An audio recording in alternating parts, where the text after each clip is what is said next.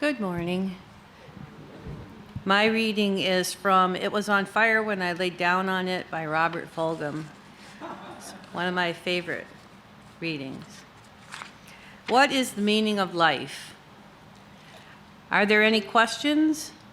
An offer that comes at the end of college lectures and long meetings, said when an audience is not only overdosed with information, but when there is no time left anyhow.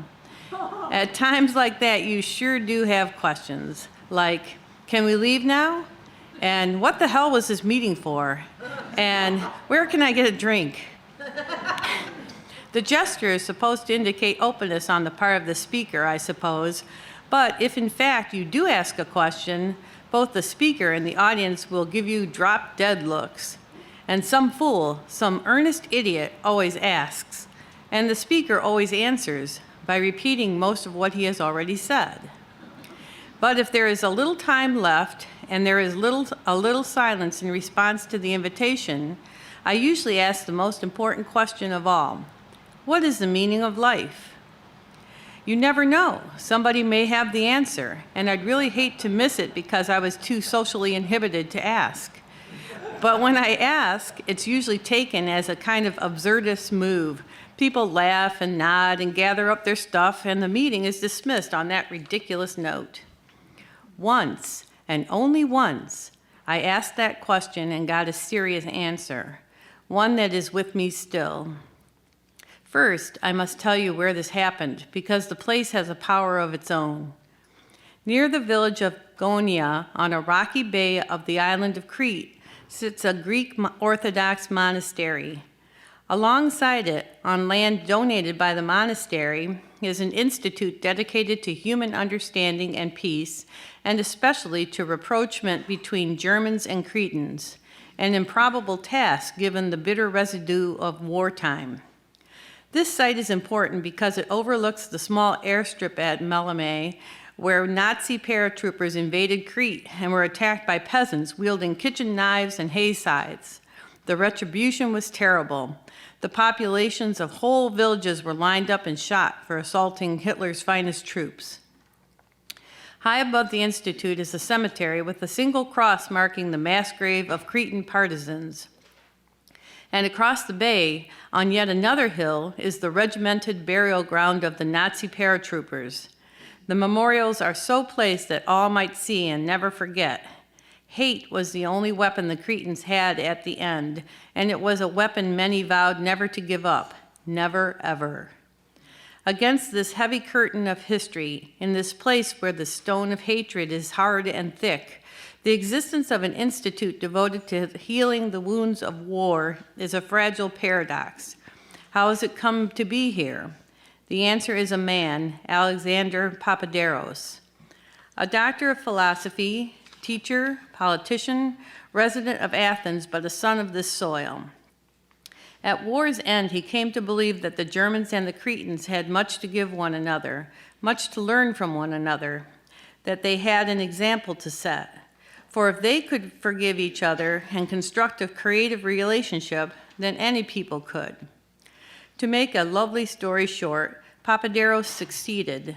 The Institute became a reality, a conference ground on the site of horror, and it was in fact a source of productive interaction between the two countries. Books have been written on the dreams that were realized by what people gave to people in this place. By the time I came to the Institute for a summer session, Alexander Papaderos had become a living legend. One look at him and you saw his strength and intensity. Energy, physical power, courage, intelligence, passion, and vivacity radiated from this person.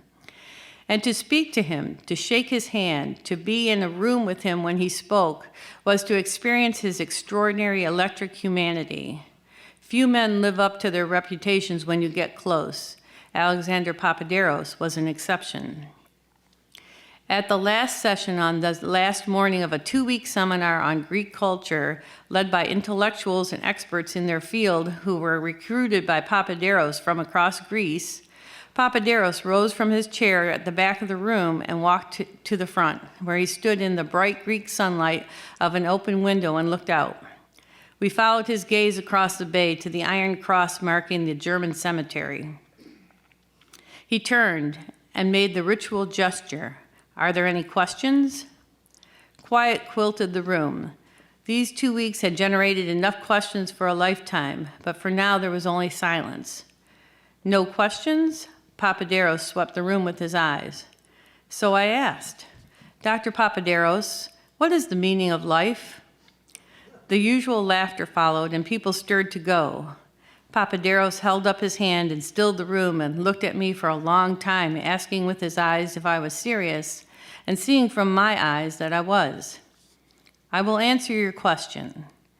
Taking his wallet out of his hip pocket, he fished into a leather billfold and brought out a very small round mirror about the size of a quarter. And what he said went like this. When I was a small child, during the war, we were very poor and we lived in a remote village. One day on the road, I found the broken pieces of a mirror. A German motorcycle had been wrecked in that place. I tried to find all the pieces and put them together, but it was not possible, so I kept only the largest piece, this one. And by scratching it on a stone, I made it round. I began to play with it as a toy and became fascinated by the fact that I could reflect light into dark places where the sun would never shine, in deep holes and crevices and dark closets. It became a game for me to get the light into the most inaccessible places I could find. I kept the little mirror, and as I went about my growing up, I would take it out in idle moments and continue the challenge of the game. As I became a man, I grew to understand that this was not just a child's game, but a metaphor for what I might do with my life. I came to understand that I am not the light or the source of light, but light, truth, understanding, knowledge is there, and it will only shine in many dark places if I reflect it. I am a fragment of the mirror whose whole design and shape I do not know.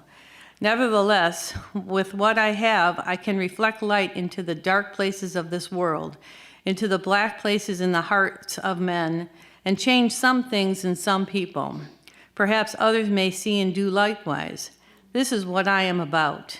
This is the meaning of my life. Then he took the small mirror and, holding it carefully, caught the bright rays of daylight streaming through the window and reflected them onto my face and onto my hands folded on their desk. Much of what I experienced in the way of information about Creek culture and history that summer is gone from memory. But in the wallet of my mind, I carry a small round mirror still.